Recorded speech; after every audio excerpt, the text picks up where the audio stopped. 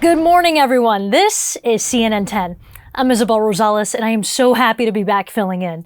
Happy Friday, or as Coy would say, happy Fry-yay. All right, we've got a jam-packed show for you since the news does not take a day off. So let's finish the week strong and get right into it.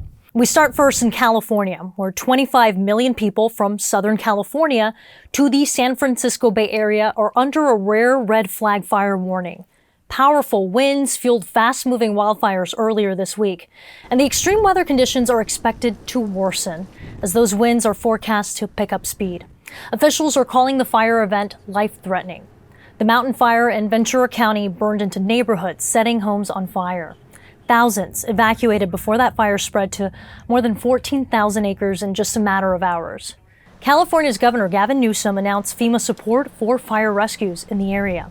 He also estimated that roughly 3,500 homes, structures, and businesses have been affected by the mountain fire. The officials are still working to determine that number as the fire rages. Hundreds of firefighters and dozens of fire engines are on the ground working to contain that fire. The worsening weather conditions have been no help to crews already battling limited visibility from all the smoke and flames. Fire officials say it has been unsafe to operate helicopters with the fire conditions at the time. And so far, fire officials say at least 2 people have been hospitalized with possible smoke inhalation. All schools in Ventura County are closed due to the fires. And certainly we hope that everyone there and those affected by the fires are staying safe. CNN's Nick Watt is on the ground in California, giving us a first-hand look as crews battle the blaze. This is not a backcountry wildfire. We are in a city right now, the city of Camarillo, population around 70,000. These firefighters right now are trying to contain this blaze in a fence around somebody's property, and those winds are fanning these flames. Gusts of 60 plus miles an hour. Perfect conditions right now, unfortunately, for a wildfire. I don't remember the last time it rained around Los Angeles. Many people have been evacuated, homes have been lost, and people have been injured. 10-second trivia. The first aqueduct, or artificial channel for moving water, was built by what ancient empire? Is it the Mongol Empire, Roman Empire, Ottoman, or Assyrian Empire?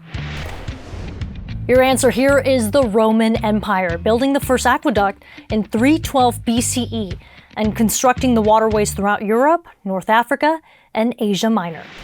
One of the most popular tourist destinations in the world was actually built at the endpoint of an ancient Roman aqueduct. The Trevi fountain in Rome, Italy, draws millions of visitors each year, and the 262-year-old landmark is getting some much-needed work done.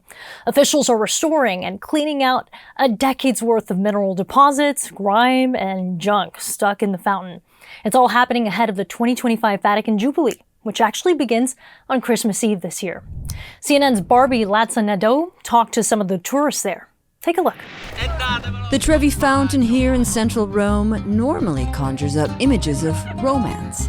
Couples throwing coins in the fountain for luck and love. But lately, it looks more like a breakup zone.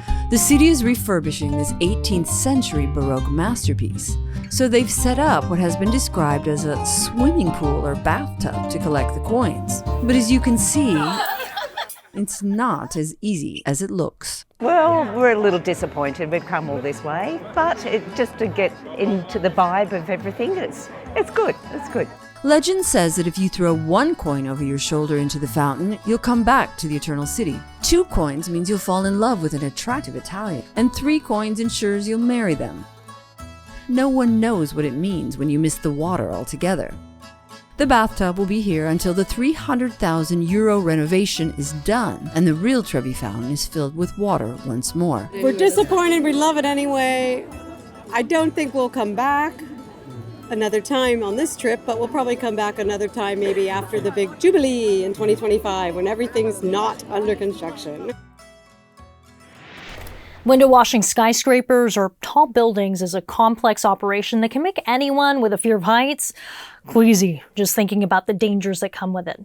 But an Israel-based tech company is changing that, modernizing the work with an AI-powered robot that uses cameras and sensors to do that risky, dirty work of leaving windows spotless. Our affiliate KTVK gives us a look at how it works. It's not a bird or plane these people are watching at this high-rise building in uptown Dallas. We have the vertical robot unit, which is the robot that you see that is walking on the building, some kind of a Spider-Man, and the cleaning device. This window cleaning robot has a name, Ibex. It's named after the gravity-defying goat that climbed up mountains. So we combine a lot of AI, algorithm, vision, and different sensors to actually build and simplify this environment to make it very easy. The robots have onboard cameras that will scan the window, look for window panels, and then work over those to make sure no spots are missed. You don't need to put anyone at risk. You get a lot of data. The robots vertically climb buildings, reducing the risk of humans cleaning windows, although a single person is still involved. We call it more of a babysitter. But on the operator perspective, he has the tablet. You just press a button, and the robot knows exactly what it needs to do. Robotics CEO Ido Genisar says the robots are already in Asia and the Middle East. Right, when we're talking with landlords from the US. Gattaca hosted the US release in Dallas. We've decided to Texas because we believe that today it's one of the fastest growing states here in the US.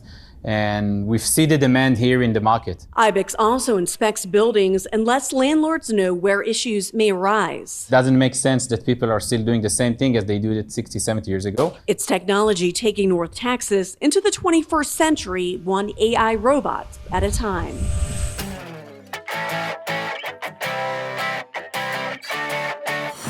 Today's story, getting a 10 out of 10, is a furry stowaway causing some airport chaos.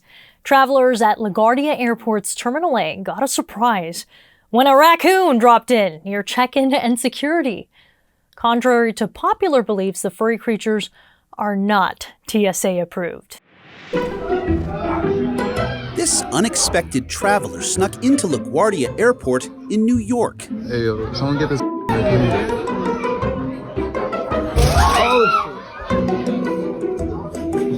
Social media video captured a raccoon hanging from a cable in the ceiling at a Spirit Airlines gate. The Port Authority of New York says the raccoon was safely released outside with the help of a professional wildlife control company, and no injuries were reported. And now for the best part of the day. It is time to send a shout out to our friends at South Cobb High School in Austell, Georgia. Fly high, Eagles.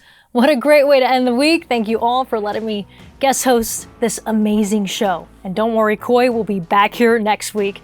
And until next time, thank you for letting me be a part of the CNN 10 family. Have a great weekend, everyone.